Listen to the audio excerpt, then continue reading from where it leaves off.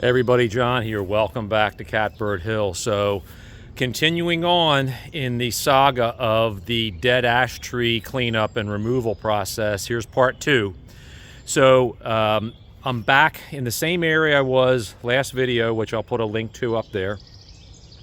And I'll show you a little development. So, you may all recall that I cleared this area here with the grapple and in preparation for removal of one of the dead ash trees, which was going to be a fairly tricky removal because it had already split. Well, it split some more. This occurred probably about 4 or 5 days ago, and you can probably see what's happened here. It's pretty much broken now at that joint, and the top end of the tree has wedged into that sycamore. So on the one hand, it's more stable now. I'm not really worried about this thing moving because, you know, there's a big crotch up there that one of its branches is resting in. But at the same time, I think this just made the removal a little more difficult. So we'll see what the pros say when they get here. But, you know, I was expecting this to happen a long time ago, and it actually took months and months for that fracture to open up. So that's where we are with that. Today we have a nasty job.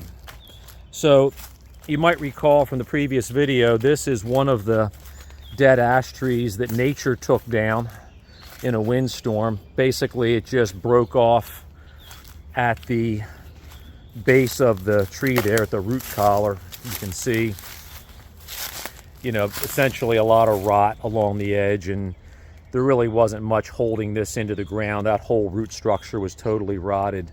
Gosh, I wish you could see this. There's an amazingly beautiful dragonfly. I don't know if I can open up a little bit and show that a little bit better. It's kind of sitting at this Y, at the left-hand side of that Y. Absolutely stunning. But anyhow, we got to get this thing out of here. This is going to be an impediment to us doing some other clearing that I want to do. And the problem we have is that it is totally covered in poison ivy. And so these thin twigs here, you see, kind of winding their way around the tree, that's all poison ivy. So I believe that this tree, this wood, is probably usable for firewood. But what I need to do is get these poison ivy vines off of here.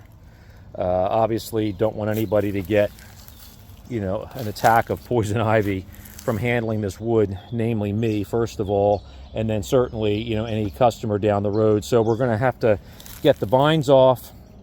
I'm actually going to hack away a lot of the bark here that the vine was attached to. Anything that vine touches is going to have the urushiol oil, which is what causes the allergic reaction. So I want to hack all that off of there. Once we get that cleaned up, we'll start sectioning this up a little bit and hopefully pull it out with the grapple and start bucking it up into firewood. So we've got as luck would have it, this is a job where I want to be covered up a little bit because I'm handling, you know, poison ivy. So I definitely want to be in a long sleeve shirt, got my long pants on. I'll have some good gloves, and of course today it's 85 degrees and probably 80% humidity. So I picked an interesting day to get all geared up. Stay tuned. We'll be right back. One of the things that I learned the hard way years ago is when it comes to dealing with this stuff, if I'm going to be removing it, I typically will use a pair of clippers or pruners that I'm not going to use on anything else.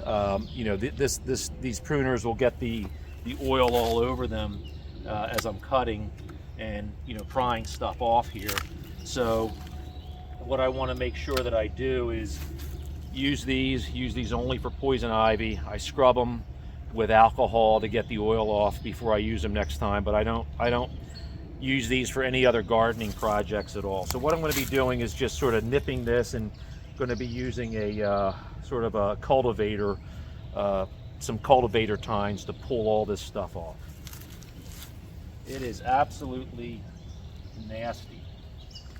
And I can tell you that one of the keys to success at managing this is to not let it get really big. Now this, this poison ivy that you see here, this stuff is not that huge, but a lot of times these vines will get, maybe 1.5 inches, sometimes 2 inches thick. At that point, a plant that large produces a ton of berries in the fall, which the birds eat, and then of course they go through their system, they're fertilized as they come out, and they're going to germinate no matter where the bird drops it. So the key is don't let these plants get big to the point where they're making a whole bushel load of berries every year, because every one of those berries is going to be a new plant, likely somewhere on your property.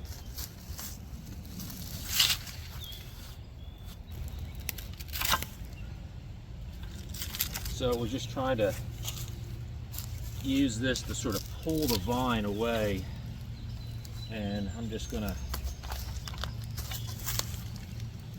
toss that out of the way. I'm not even going to mess with it.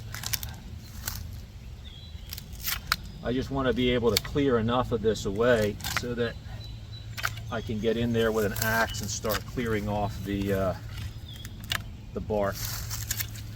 I can tell you from personal experience, the more carefully you do this, the less likely you are to end up with a nasty rash. I have not, I used to be very, very allergic to poison ivy when we first moved up here 20 years ago.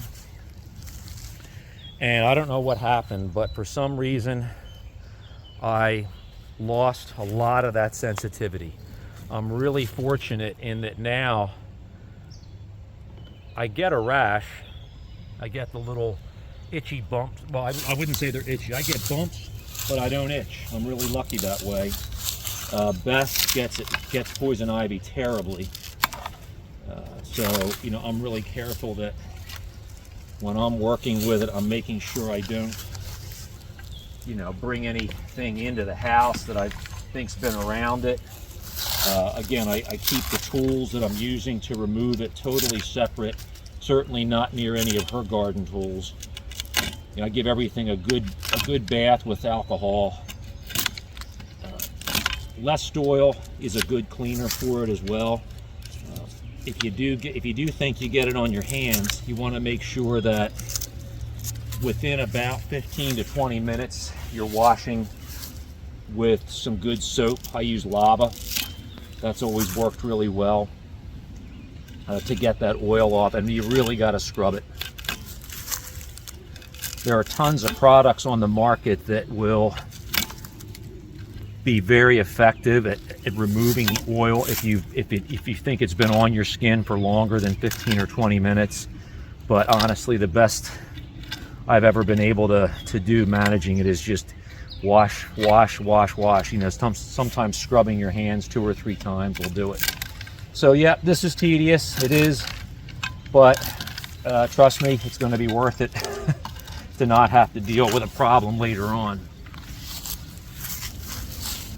I swear this stuff is absolutely evil personified here. It's just totally nasty. Look at that. Ay, ay, ay, ay, ay.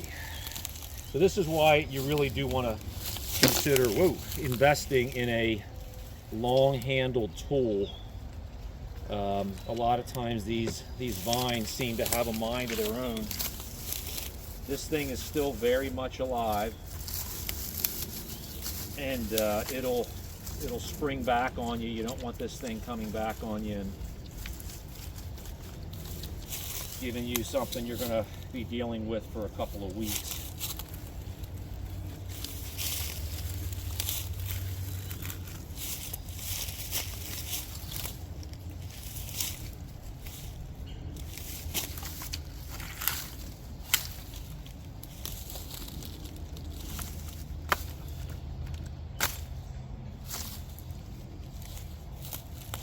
And in addition to that wonderful little project I'm dealing with right now, directly behind me is a whole grove of stinging nettle. If anybody has ever encountered stinging nettle, you probably will never forget it. It is just absolutely nasty stuff. There's a reason it's called stinging nettle. It's got thousands and if not millions of little tiny barbs that will, when they brush up against your skin, it feels like you're getting 100 bee stings all at once. Again, nasty stuff. Heaven knows how it got started back here, but I've got a big patch of this, probably 15, 20 feet in diameter, this whole area here. So I've got that at my back. So I got to be a little extra careful with that. One additional challenge.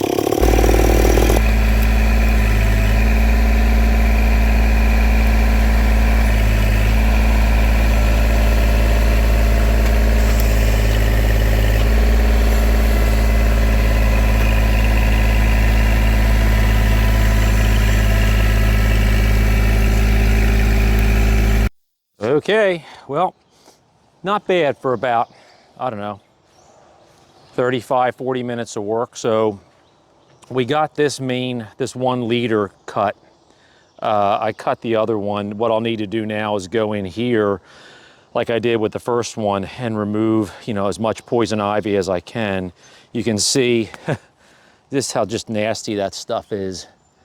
And there's that's pretty much everything I manually took off of the first log. But I'm really, really pleased to see that this wood, despite the fact the tree had been dead for probably a couple of years, I'll try to angle you in here. That is really solid wood. I mean, it's dry. I'm sure it won't take more than a month or so once I get it cut and split for it to be ready to burn. But not at all rotted. I mean, that's nice and solid. So we've got ourselves a couple of nice logs here. I just stacked them kind of off to the side. What I want to do is just kind of keep rolling the log, chipping away at more of the bark where the poison was. And then here was that last little piece above the crotch. And you can see there's still some poison stuck to that, which I'll have to hack that away. But anyhow, we're gaining on it. You know, this is the stuff that's tedious, but this is the stuff that I can do. You know, I don't, you know, I want to pay the tree service professionals to come in and actually do the stuff that I don't want to do, that I shouldn't be doing. You know, chunking down dead trees and dropping them. They know how to do that a lot more safely and probably accurately than I could ever imagine. But this is the kind of stuff that I can do, and it's tedious. It is nasty, nasty work dealing with this poison ivy, but you know, you got to do it. You can't run away from it.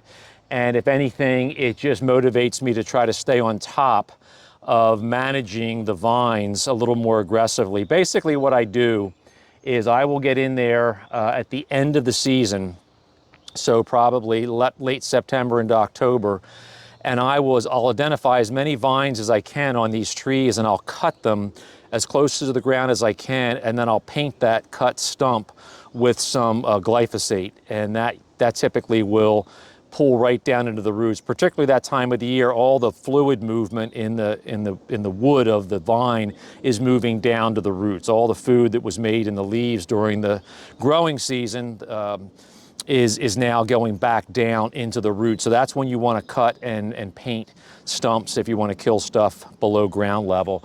So I just have to stay on top of that a little bit more, because it is just absolutely nasty, ugly stuff, as you can see. Thanks a lot for watching. Stay tuned. We got part 3 coming up. Until next time, John here from Catbird Hill. Take care.